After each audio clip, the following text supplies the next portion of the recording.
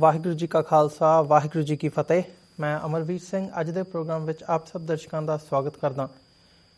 Viewers, सरबत तलवंडी साबो की धरती विखे होने वाला सरबत खालसा 2016 पोस्टपोन कर दिता गया।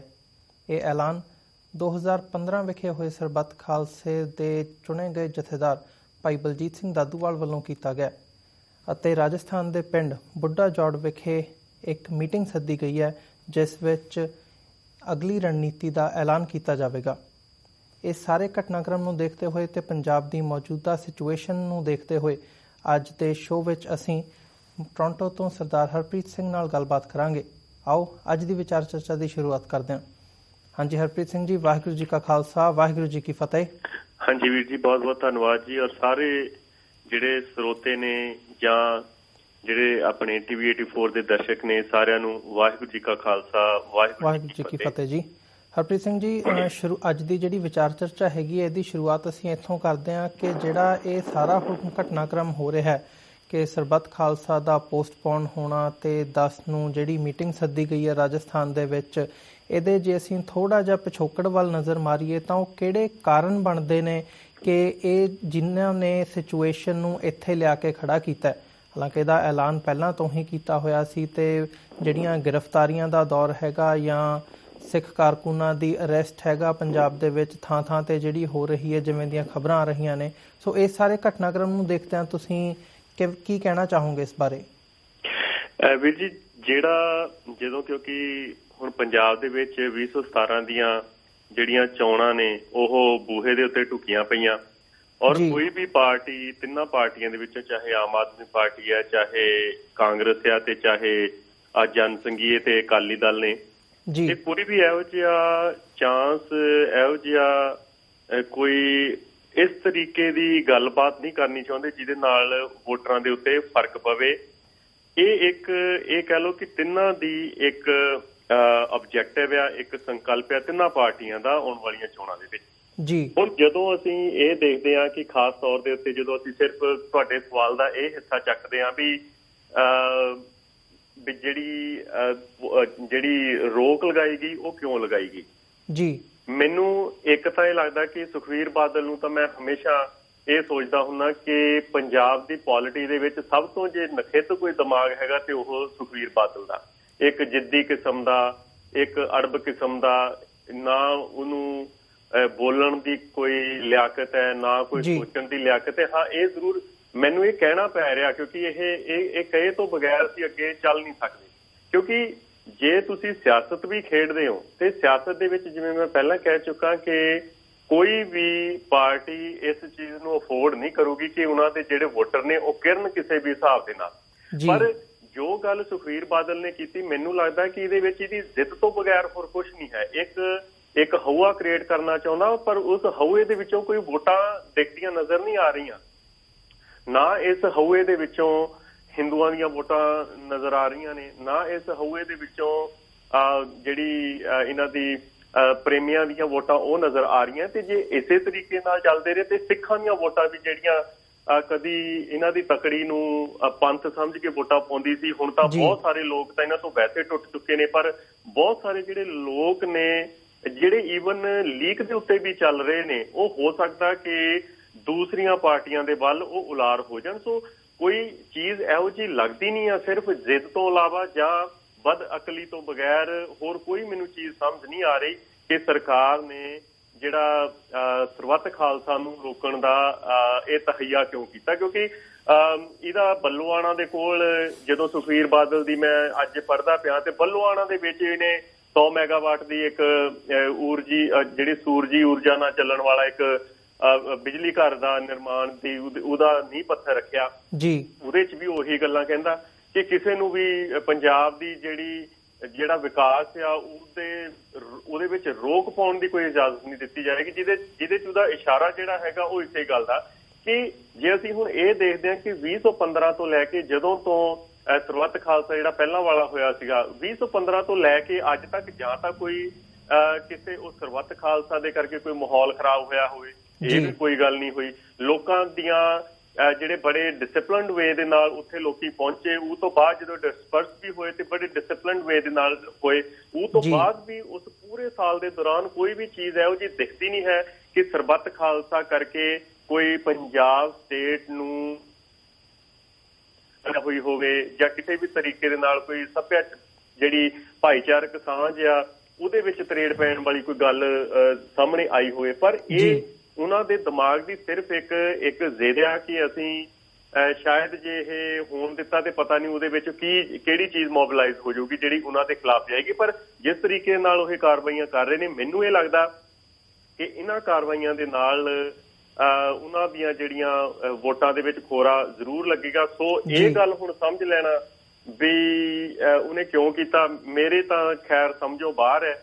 ਤੇ ਜ਼ਰੂਰ ਆਪਾਂ ਇਹਨੂੰ ਸੋਸ਼ਲ ਮੀਡੀਆ ਦੇ ਉੱਤੇ ਵੀ ਲਵਾਂਗੇ, ਲੋਕਾਂ ਦੇ ਵਿਚਾਰ ਵੀ ਕੀ ਉਹਨਾਂ ਨੂੰ ਹੋ ਸਕਦਾ ਕਿਸੇ ਨੂੰ ਕੋਈ ਗੱਲ ਸਮਝ ਲੱਗਦੀ ਹੋਵੇ। ਪਰ ਮੈਨੂੰ ਇਸ ਪੂਰੇ ਦੇ ਪੂਰੇ ਘਟਨਾਕ੍ਰਮ 'ਚ ਕੋਈ ਬਹੁਤੀ ਗੱਲ ਸਮਝ ਨਹੀਂ ਲੱਗੀ ਕਿ ਇਹਨੂੰ ਰੋਕਣ ਦਾ ਵਿਚਾਰ ਕਿਉਂ ਬਣਾਇਆ ਗਿਆ।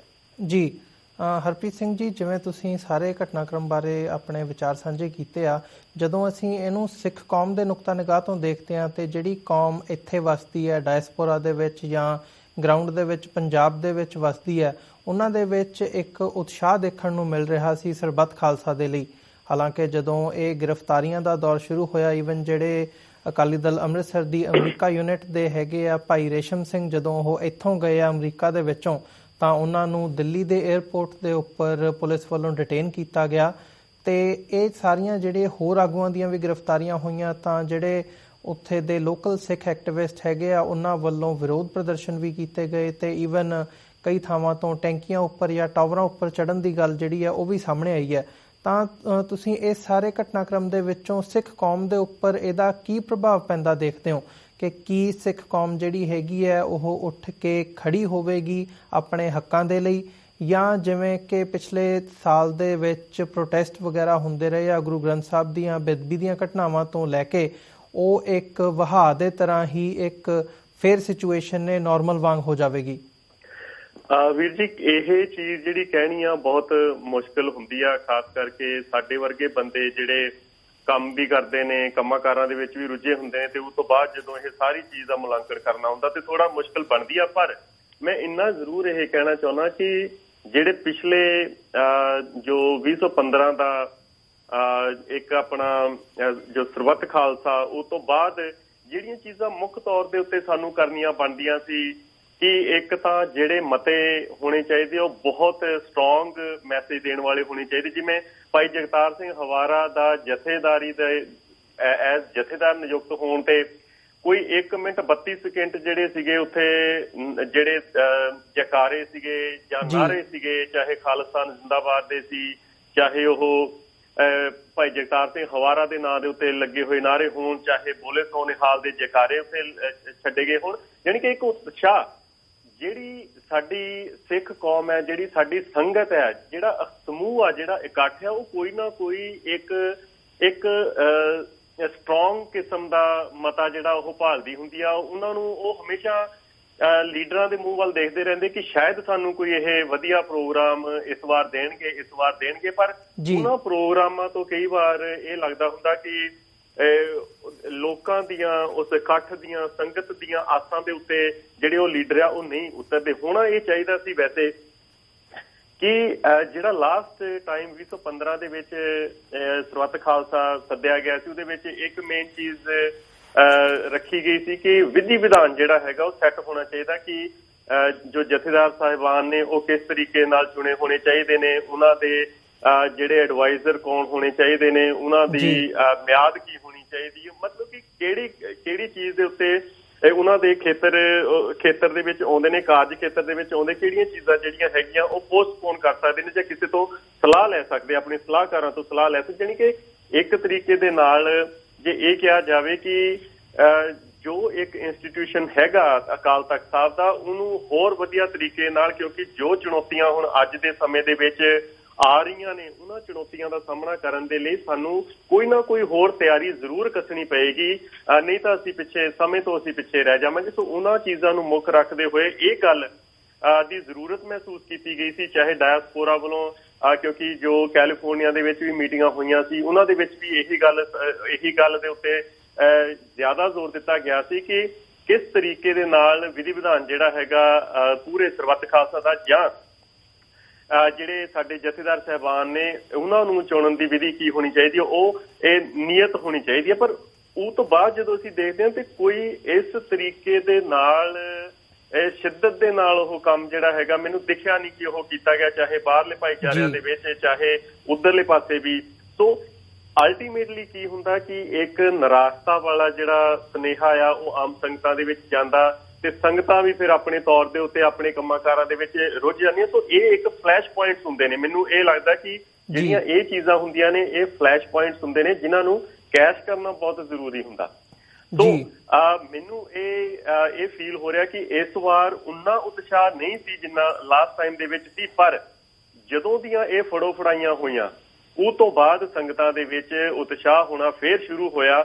ਔਰ ਮੈਨੂੰ ਲੱਗਦਾ ਸੀ ਕਿ ਜੇ 10 ਨਵੰਬਰ ਦਾ ਜਿਹੜਾ ਇਹ ਸਰਬੱਤ ਖਾਲਸਾ ਹੁਣ ਹੁੰਦਾ ਤੇ ਇੱਕ ਵੱਡੀ ਗਿਣਤੀ ਦੇ ਵਿੱਚ ਜਿਹੜੀਆਂ ਸੰਗਤਾਂ ਦਾ ਇਕੱਠ ਉੱਥੇ ਹੋਣਾ ਸੀ। ਸੋ ਜਿਹੜੀਆਂ ਗੱਲਾਂ ਇਹ ਨੇ ਕਿ ਪੋਸਟਪੋਨ ਕੀਤਾ ਗਿਆ ਜਾਂ ਤੁਸੀਂ ਪਹਿਲਾਂ ਇਹ ਗੱਲ ਕੀਤੀ ਵੀ ਇਹਦੇ 'ਚ ਕੀ ਹੋਣਾ ਚਾਹੀਦਾ ਸੀ, ਮੈਨੂੰ ਲੱਗਦਾ ਕਿ ਪੋਸਟਪੋਨ ਨਾ ਹੋਣ ਦੀ ਬਜਾਏ ਜਿਹੜਾ ਇਹ ਸਮਾਂ ਔਰ ਸਥਾਨ ਜਿਹੜਾ ਨਿਯਤ ਕੀਤਾ ਗਿਆ ਸੀਗਾ ਉਸੇ ਚੀਜ਼ ਦੇ ਉੱਤੇ ਟਿਕੇ ਹੋਣਾ ਚਾਹੀਦਾ ਸੀ। ਪਰ ਕਈ ਵਾਰ ਇਹ ਹੁੰਦਾ ਕਿ ਅਸੀਂ ਇੱਥੋਂ ਬੈਠੇ ਉਹਨਾਂ ਗੱਲਾਂ ਦੀਆਂ ਜੋ ਪੰਜਾਬ ਦੇ ਵਿੱਚ ਹੋ ਰਿਹਾ ਉਹਨਾਂ ਦੀਆਂ ਕਿਆਸ ਰਾਈਆਂ ਸ਼ੁਰੂ ਕਰ ਦਿੰਦੇ, ਸਪੈਕੂਲੇਟ ਕਰਨਾ ਸ਼ੁਰੂ ਕਰ ਦਿੰਦੇ। ਕਈ ਵਾਰੀ ਇਹ ਵੀ ਲੱਗਦਾ ਹੁੰਦਾ ਕਿ ਸਾਡੀਆਂ ਕੈਲਕੂਲੇਸ਼ਨਸ ਵੀ ਇੱਥੇ ਬੈਠਿਆਂ ਦੀਆਂ ਗਲਤ ਹੁੰਦੀਆਂ ਕਿਉਂਕਿ ਗਰਾਊਂਡ ਰਿਐਲਿਟੀ ਜਿਹੜੀ ਹੈਗੀ ਆ ਕੁਝ ਹੋਰ ਹੁੰਦੀ। ਸੋ ਜੇ ਮੈਂ ਆਪਣਾ ਵਿਚਾਰ ਦੇਵਾਂ ਤੇ ਮੈਨੂੰ ਇਹ ਲੱਗਦਾ ਕਿ ਜਿਹੜਾ ਸਰਬੱਤ ਖਾਲਸਾ ਹੈਗਾ ਆ ਉਹ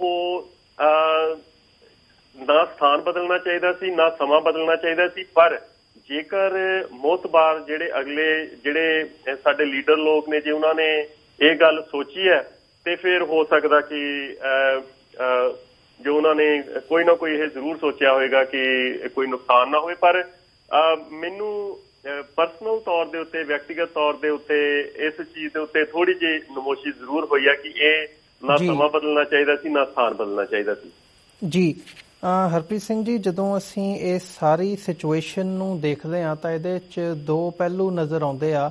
ਇੱਕ ਤਾਂ ਹੈਗਾ ਸਿਆਸਤ ਦਾ, ਜਿਵੇਂ ਕਿ ਜਿਹੜੀ ਸੱਤਾਧਾਰੀ ਬਾਦਲ ਦਲ ਹੈਗਾ ਉਹਦੇ ਵੱਲੋਂ ਇਹ ਸਾਰਾ ਅਣਐਲਾਨੀਆ ਤੌਰ 'ਤੇ ਕੀਤਾ ਗਿਆ। ਕੋਈ ਇਹਨੂੰ ਕੀ ਕਹਿੰਦੇ ਆਪਾਂ ਆਫੀਸ਼ੀਅਲੀ ਵੀ ਉਹ ਨਹੀਂ ਕੀਤਾ ਗਿਆ, ਉਹ ਭਾਵੇਂ ਗ੍ਰਿਫਤਾਰੀਆਂ ਹੋਣ ਭਾਵੇਂ ਹੋਰ ਹੋਣ। ਅਤੇ ਐਟ ਦ ਸੇਮ ਟਾਈਮ ਉਹਨਾਂ ਵੱਲੋਂ ਜਿਹੜੇ ਪਹਿਲਾਂ ਆਪਾਂ ਪਿਛਲੇ ਸ਼ੋਜ਼ ਦੇ ਵਿੱਚ ਵੀ ਜ਼ਿਕਰ ਕੀਤਾ TV 84 'ਤੇ ਕਿ ਕਿਵੇਂ ਜਿਹੜੇ ਨੀਂਹ ਪੱਥਰ ਹੈਗੇ ਆ ਸਿੱਖ ਕੌਮ ਨੂੰ ਆਪਣੇ ਵੱਲ ਵੋਟਾਂ ਦੀ ਰਾਜਨੀਤੀ ਦੇ ਆਧਾਰ ਦੇ ਉੱਪਰ ਆਪਣੇ ਵੱਲ ਆਕਰਸ਼ਿਤ ਕਰਨ ਦੇ ਉੱਪਰ ਉਹ ਰੱਖੇ ਜਾ ਰਹੇ ਆ। ਅਤੇ ਨਾਲ ਹੀ ਹੁਣ ਜਿਵੇਂ ਪ੍ਰਕਾਸ਼ ਸਿੰਘ ਬਾਦਲ ਦਾ ਵੀ ਹੈਗਾ ਬਿਆਨ ਅੱਜ ਦਾ ਕਿ ਉਹਨਾਂ ਵੱਲੋਂ ਜਿਹੜਾ ਵਾਟਰ ਡਿਸਪਿਊਟ ਹੈਗਾ ਜੇ ਉਹਦਾ ਫੈਸਲਾ ਨਹੀਂ ਆਉਂਦਾ ਪੰਜਾਬ ਦੇ ਹੱਕ ਦੇ ਵਿੱਚ ਤਾਂ ਉਹਨਾਂ ਵੱਲੋਂ ਜਿਹੜੀਆਂ ਬਾਕੀ ਸਟੇਟਾਂ ਹੈਗੀਆਂ ਨੇ ਉਹਦੇ ਤੋਂ ਰਾਇਲਟੀ ਮੰਗੀ ਜਾਊਗੀ। ਸੋ ਇੱਕ ਤਾਂ ਹੈਗਾ ਇਹ ਸਿਆਸਤ ਦਾ ਪੱਖ, ਅਤੇ ਦੂਜਾ ਹੈਗਾ ਜਦੋਂ ਅਸੀਂ ਸਰਬੱਤ ਖਾਲਸਾ ਦੇ ਕਨਸੈਪਟ ਨੂੰ ਦੇਖਦੇ ਹਾਂ ਕਿ ਸਰਬੱਤ ਖਾਲਸਾ ਜੋ ਹੈਗਾ ਉਹ ਸਿੱਖ ਕੌਮ ਬੁਲਾਉਂਦੀ ਹੈ, ਸਿੱਖ ਕੌਮ ਹੀ ਉਹਦੇ 'ਤੇ ਪਹਿਰਾ ਦਿੰਦੀ ਹੈ ਅਤੇ ਸਿੱਖ ਕੌਮ ਹੀ ਜੋ ਵੀ ਉਹਦੀ ਡਿਸੀਜਨ ਮੇਕਿੰਗ ਹੈਗੀ ਹੈ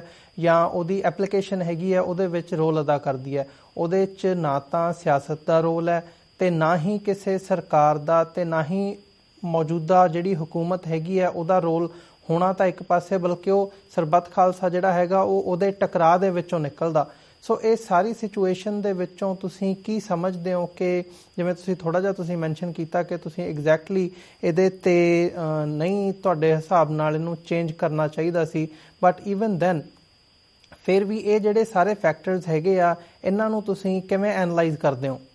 ਵੀ ਜੀ ਜਿਹੜੀ ਤੁਸੀਂ ਆਹ ਗੱਲ ਕੀਤੀ ਸਭ ਤੋਂ ਪਹਿਲਾਂ ਵੀ ਇਹ ਸਿੱਖਾਂ ਦਾ ਪ੍ਰੈਰੋਗੇਟਿਵ ਹੈਗਾ ਕਿ ਉਹਨਾਂ ਨੇ ਕਦੋਂ ਕਰਨਾ, ਉਹਨਾਂ ਨੇ ਜਿਹੜਾ ਸਰਬੱਤ ਖਾਲਸਾ ਕਦੋਂ ਕਰਨਾ ਤੇ ਕਿਉਂ ਕਰਨਾ ਉਹਨਾਂ ਦੀ ਮਰਜ਼ੀ ਆ। ਔਰ ਜਦੋਂ ਸਰਦਾਰ ਸਿਮਰਜੀਤ ਸਿੰਘ ਮਾਨ ਨੇ ਸਰਬੱਤ ਖਾਲਸਾ ਦੇ ਲਈ ਜਿਹੜੀ ਪਟੀਸ਼ਨ ਵੀ ਪਾਈ ਸੀ ਹਾਈ ਕੋਰਟ ਨੇ, ਤੇ ਜੇ ਤੁਸੀਂ ਹਾਈ ਕੋਰਟ ਦੀ ਜਵਾਬਦੇਹੀ ਉਹਦੇ ਤੇ ਮਤਲਬ ਕਿ ਜੋ ਉਹਨਾਂ ਨੇ ਜਵਾਬਦੇਹੀ ਮੰਗੀ ਆ ਸਰਦਾਰ ਸਿਮਰਜੀਤ ਸਿੰਘ ਮਾਨ ਤੋਂ, ਉਹਨਾਂ ਨੇ ਕਿਹਾ ਕਿ ਜਿਹੜਾ ਸਰਬੱਤ ਖਾਲਸਾ ਕਰਾਉਣ ਦੇ ਲਈ ਮਨਜ਼ੂਰੀ ਦੀ ਕੀ ਲੋੜ ਪੈ ਰਹੀ ਆ। ਯਾਨੀ ਕਿ ਜੇ ਕੋਰਟ ਇਹ ਕਹਿ ਰਿਹਾ ਕਿ ਮਨਜ਼ੂਰੀ, ਉਹ ਇਹ ਸਮਝ ਰਿਹਾ, ਕੋਰਟ ਵੀ ਇਹ ਸਮਝ ਰਿਹਾ ਕਿ ਇਹ ਬੜਾ ਅਨਯੂਜੂਅਲ ਜਿਹਾ ਇਹ ਇੱਕ ਉਹਨਾਂ ਦੇ ਅੱਗੇ ਸਥਿਤੀ ਹੈ ਕਿ ਇੱਕ ਧਾਰਮਿਕ ਇਕੱਠ ਨੂੰ ਕਰਨ ਦੇ ਲਈ ਕਿਉਂ ਮਨਜ਼ੂਰੀ ਪੈ ਰਹੀ ਹੈ? ਕਿ ਕਦੀ ਭਨਿਆਰੇ ਵਾਲੇ ਨੇ ਮਨਜ਼ੂਰੀ ਲਈ, ਕੀ ਕਦੀ ਸੌਦੇ ਸਾਹਿਬ ਨੇ ਇਹੋ ਜਿਹੇ ਇਕੱਠਾਂ ਦੇ ਲਈ ਮਨਜ਼ੂਰੀ ਲਈ, ਜਾਂ ਕੋਈ ਆਸਾਰਾਮ ਬਾਪੂ ਕਰਦਾ ਸੀਗਾ ਉਹਨੇ ਕਦੀ ਮਨਜ਼ੂਰੀ ਲਈ, ਜਾਂ ਇਹਨਾਂ ਦੀਆਂ ਰੱਥ ਯਾਤਰਾਵਾਂ ਨਿਕਲਦੀਆਂ ਹੁੰਦੀਆਂ ਸੀ ਕਿ ਕਿਸੇ ਨੇ ਕਦੀ ਅੱਜ ਤੱਕ ਮਨਜ਼ੂਰੀ ਲਈ ਸੁਪਰੀਮ ਕੋਰਟ ਤੋਂ ਜਾਂ ਹਾਈ ਕੋਰਟ ਤੋਂ ਜਾਂ ਕਿਸੇ ਅਦਾਲਤ ਤੋਂ, ਜਾਂ ਕਿਸੇ ਦੇ ਉੱਤੇ ਰੋਕ ਲਗਾਈ ਹੋਵੇ? ਫਿਰ ਇਹਨਾਂ ਦੇ ਉੱਤੇ ਰੋਕ ਕਿਉਂ?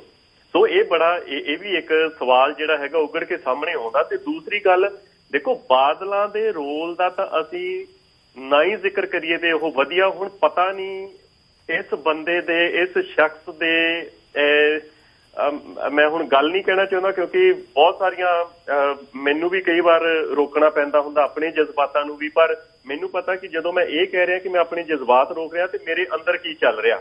ਕਿ ਜਿਹੜਾ ਇਹ ਪ੍ਰਕਾਸ਼ ਸਿੰਘ ਬਾਦਲ ਵਰਗਾ ਇੱਕ, ਜੇ ਕੋਈ ਇਹ ਕਹਿੰਦਾ ਕਿ ਮੱਸੇ ਰੰਗੜ ਵਾਲੀ ਰੂਹ ਹੈਗੀ ਉਹਦੇ 'ਚ ਕੋਈ ਸ਼ੱਕ ਨਹੀਂ ਹੈ। ਔਰ ਜਿਸ ਤਰੀਕੇ ਦੇ ਨਾਲ ਉਹਨੇ ਹਰ ਕਦਮ ਦੇ ਉੱਤੇ ਸਿੱਖ ਪੰਥ ਦੇ ਨਾਲ ਧੋਖਾ ਕੀਤਾ, ਸਿੱਖ ਪੰਥ ਦੇ ਨਾਲ ਉਹਨੇ ਮੋਢੇ ਨਾਲ ਮੋਢਾ ਤਾਂ ਕੀ ਲਾਉਣਾ ਸੀ, ਸਿੱਖ ਪੰਥ ਦੇ ਨਾਲ ਉਹਨੇ ਹਮੇਸ਼ਾ ਆਡਾ ਲਾਇਆ। ਔਰ ਇਹ ਵੀ ਚੀਜ਼ ਜਿਹੜੀ ਹੈਗੀ ਆ ਉਹਨਾਂ ਦੀ ਰੂਹ ਦੀ ਇਹੀ ਇੱਕ ਜਿਹੜਾ ਇੱਕ ਐਸਪੈਕਟ ਹੈਗਾ ਉਹ ਸਾਹਮਣੇ ਲੈ ਕੇ ਆ ਰਿਹਾ ਕਿ ਉਹਨਾਂ ਦੀ ਇੱਕ ਜ਼ਿੱਦ ਆ ਕਿ ਇਹ ਚੀਜ਼ ਅਸੀਂ ਨਹੀਂ ਹੋਣ ਦੇਣੀ।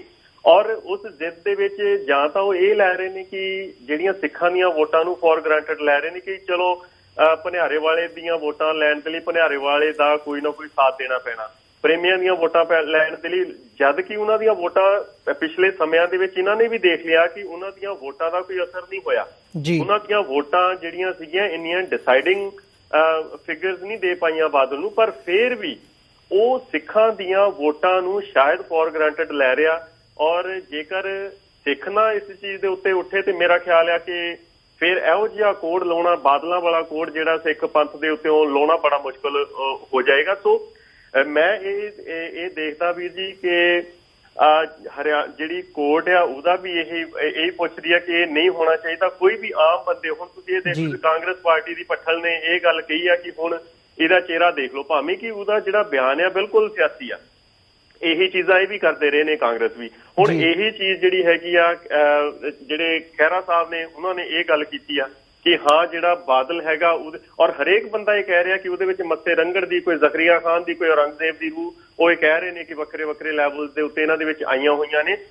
ਇਹ ਚੀਜ਼ ਵਾਕਈ ਜਿਹੜਾ ਪ੍ਰਕਾਸ਼ ਬਾਦਲ ਜਾਂ ਸੁਖਬੀਰ ਬਾਦਲ ਉਹਨਾਂ ਦੀਆਂ ਇਹਨਾਂ ਚੋਣਾਂ ਦੇ ਵਿੱਚ ਇੱਕ ਫੈਸਲਾ ਕੁਨ ਮੈਂ ਇਹ ਕਹਾਂਗਾ ਕਿ ਯੋਗਦਾਨ ਪਾਏਗਾ ਇਹਨਾਂ ਚੀਜ਼ਾਂ ਦੇ ਵਿੱਚ। ਪਰ ਇਹ ਗੱਲ ਅਸੀਂ ਬਾਰ-ਬਾਰ ਨਾ ਕਰੀਏ ਕਿ ਬਾਦਲਾਂ ਨੇ ਇਹ ਕਿਉਂ ਕੀਤਾ, ਇਹਨੂੰ ਅਸੀਂ ਬ੍ਰੈਕਟਾਂ 'ਚ ਰੱਖ ਕੇ ਚੱਲੀਏ ਕਿ ਬਾਦਲ ਜਿਹੜੇ ਨੇ ਉਹ ਸਿੱਖ ਪੰਥ ਦੇ ਖਿਲਾਫ ਬੜੀ ਸ਼ਿੱਦਤ ਦੇ ਨਾਲ ਉਤਰੇ ਹੋਏ ਨੇ, ਸਾਰੀ ਆਪਣੀ ਲਾਮ ਲਸ਼ਕਰ ਦੇ ਨਾਲ। ਸੋ ਅਸੀਂ ਇਸ ਗੱਲ ਨੂੰ ਪਿੱਛੇ ਛੱਡ ਕੇ ਅਸੀਂ ਇਹ ਜ਼ਰੂਰ ਸਾਨੂੰ ਕਰਨਾ ਚਾਹੀਦਾ ਕਿ ਹੁਣ ਅੱਗੇ ਕੀ ਹੋਣਾ ਚਾਹੀਦਾ। ਜੇ ਮੰਨ ਲਓ ਕਿ ਮੰਨ ਨਹੀਂ ਲਓ, ਹੁਣ ਤਾਂ ਇਹ ਚੀਜ਼ ਹੋ ਹੀ ਗਈ ਹੈ ਕਿ ਜੋ ਬੁੱਢਾ ਜੋੜ ਦੇ ਵਿਖੇ ਇੱਕ ਇਕੱਠ ਹੋਏਗਾ ਜਾਂ ਇਹਨਾਂ ਦੀ ਮੀਟਿੰਗ ਹੋਏਗੀ, ਉਹਦੇ ਵਿੱਚੋਂ ਕੋਈ ਨਾ ਕੋਈ ਪ੍ਰੋਗਰਾਮ ਦਿੱਤਾ ਜਾਏਗਾ। ਜੇ ਮੰਨ ਲਓ, ਹੁਣ ਇਹ ਵੀ ਪੂਰੀ ਪੱਕੀ ਗੱਲ ਹੈ ਕਿ ਜੋ ਵੀ ਪ੍ਰੋਗਰਾਮ ਉਹ ਦੇਣਗੇ, ਜੇ ਉਹ ਪੰਜਾਬ ਦੇ ਵਿੱਚ ਕਰਨਗੇ ਤੇ ਪ੍ਰਕਾਸ਼ ਬਾਦਲ ਹੁਣੀ ਜਾਂ ਸੁਖਬੀਰ ਬਾਦਲ ਹੁਣੀ ਉਹ ਕਿਸੇ ਵੀ ਹਾਲਤ ਦੇ ਵਿੱਚ ਹੋਣ ਨਹੀਂ ਦੇਣਗੇ, ਕਿਉਂਕਿ ਇਹ ਜਿਹੜੀਆਂ ਚੀਜ਼ਾਂ ਨੇ ਜੇ ਹੁਣ ਰੋਕ ਸਕਦੇ ਆ ਤੇ ਉਹ ਫੇਰ ਰੋਕੂਗੇ।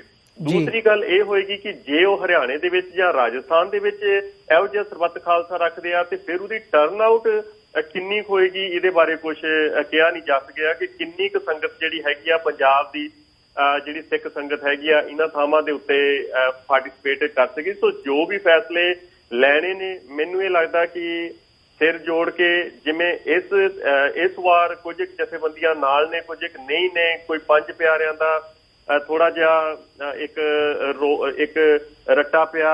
ਇਹਨਾਂ ਸਾਰੀਆਂ ਗੱਲਾਂ ਨੂੰ ਮੁੱਖ ਰੱਖ ਕੇ, ਇਹਨਾਂ ਸਾਰੀਆਂ ਗੱਲਾਂ ਨੂੰ ਸੋਲਵ ਕਰਕੇ ਜੇਕਰ ਕੋਈ ਇਕਜੁੱਟ ਹੋ ਕੇ ਫੈਸਲਾ ਹੋਏਗਾ ਤੇ ਮੇਰਾ ਖਿਆਲ ਪੰਥ ਦੇ ਲਈ ਮੁਬਾਰਕ ਹੋਏਗਾ।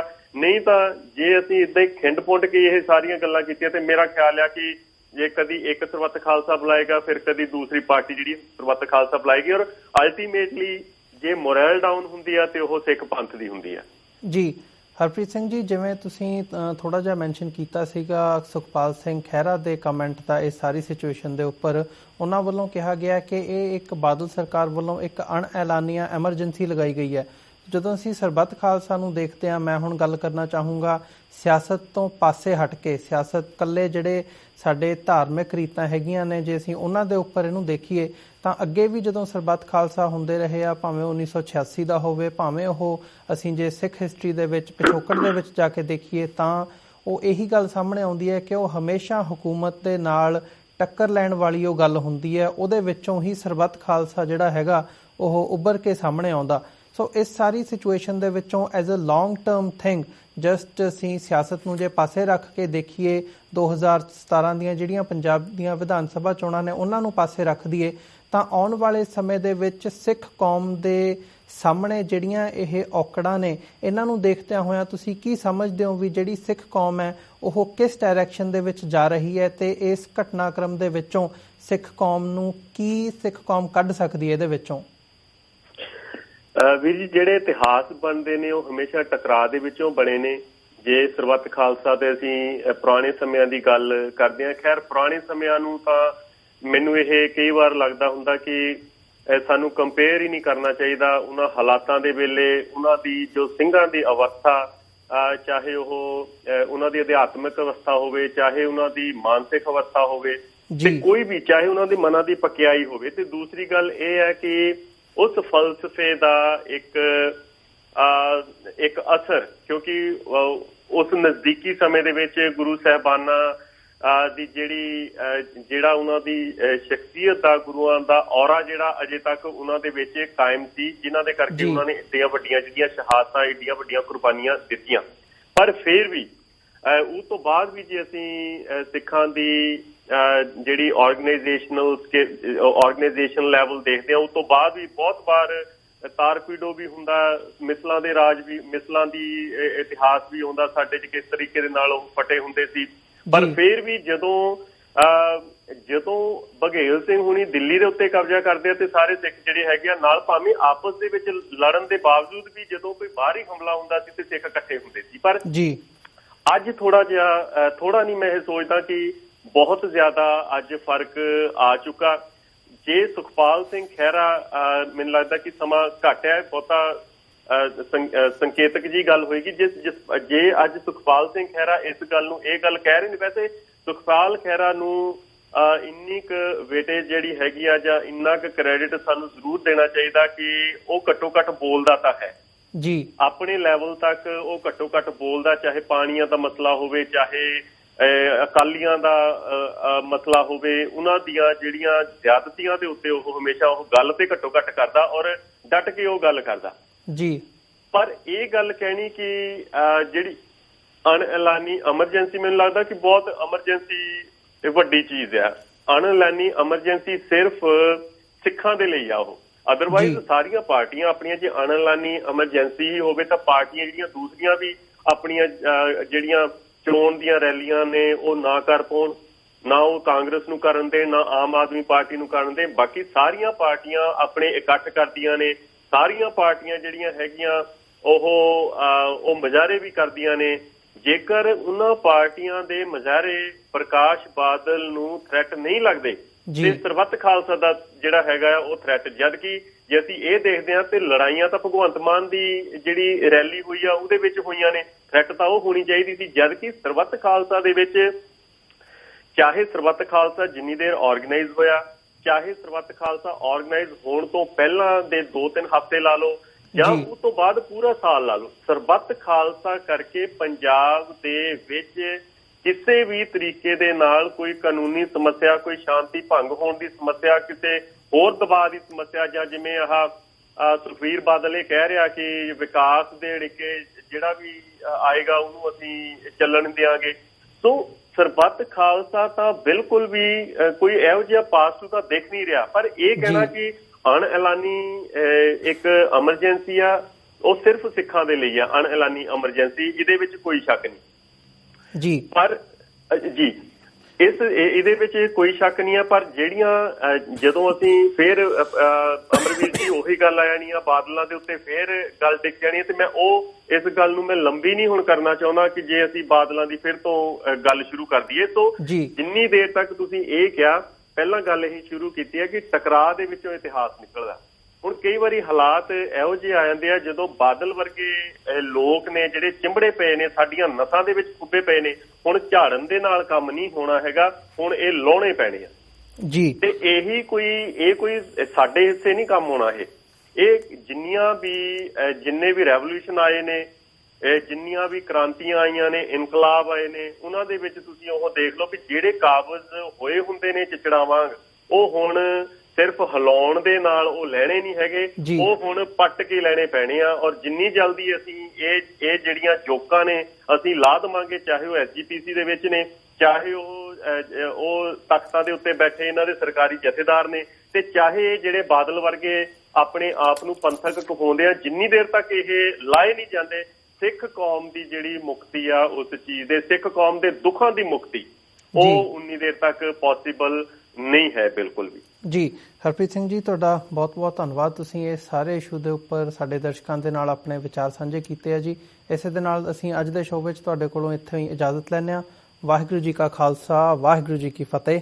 ਜੀ ਵੀਰ ਜੀ, ਬਹੁਤ ਬਹੁਤ ਧੰਨਵਾਦ। ਔਰ ਮੈਂ ਆਪਣੇ ਜਿੰਨੇ ਵੀ ਸਾਡੇ ਲਿਸਨਰ ਨੇ ਜਾਂ ਸਰੋਤੇ ਨੇ, ਉਹਨਾਂ ਨੂੰ ਵੀ ਇਹ ਜ਼ਰੂਰ ਕਹਾਂਗਾ, ਬੇਨਤੀ ਕਰਾਂਗਾ ਕਿ ਜਿਹੜੇ ਸੋਸ਼ਲ ਮੀਡੀਆ ਦੇ ਵਿੱਚ ਆਪਣੇ ਵਿਚਾਰ ਜ਼ਰੂਰ ਦਿਓ, ਆਪਣੇ ਕੰਸਟਰਕਟਿਵ ਵਿਚਾਰ ਜ਼ਰੂਰ ਦਿਓ। ਇਸ ਚੀਜ਼ ਦੇ ਬਾਰੇ ਬਹੁਤ ਸਾਰੀਆਂ ਗਲਤੀਆਂ ਅਸੀਂ ਵੀ ਕਰਦੇ ਹਾਂ, ਸੋ ਜ਼ਰੂਰ ਸਾਡੀਆਂ ਉਹਨਾਂ ਦੇ ਬਾਰੇ ਜਾਣਕਾਰੀ ਸਾਨੂੰ ਦਿੱਤੀ ਜਾਵੇ। ਬਹੁਤ ਬਹੁਤ ਧੰਨਵਾਦ। ਵਾਹਿਗੁਰੂ ਜੀ ਕਾ ਖਾਲਸਾ, ਵਾਹਿਗੁਰੂ ਜੀ ਕੀ ਫਤਿਹ। ਵੀਅਰਸ, ਇਸੇ ਦੇ ਨਾਲ ਅਸੀਂ ਜਿਹੜਾ ਅੱਜ ਦਾ ਸ਼ੋਅ ਹੈ ਉਹ ਇੱਥੇ ਹੀ ਸਮਾਪਤ ਕਰਦੇ ਹਾਂ ਜੀ। ਕੱਲ ਨੂੰ ਫਿਰ ਤੁਹਾਡੇ ਨਾਲ ਮੁਲਾਕਾਤ ਹੋਵੇਗੀ। ਇਜਾਜ਼ਤ ਦਿਓ। ਵਾਹਿਗੁਰੂ ਜੀ ਕਾ ਖਾਲਸਾ, ਵਾਹਿਗੁਰੂ ਜੀ ਕੀ ਫਤਿਹ।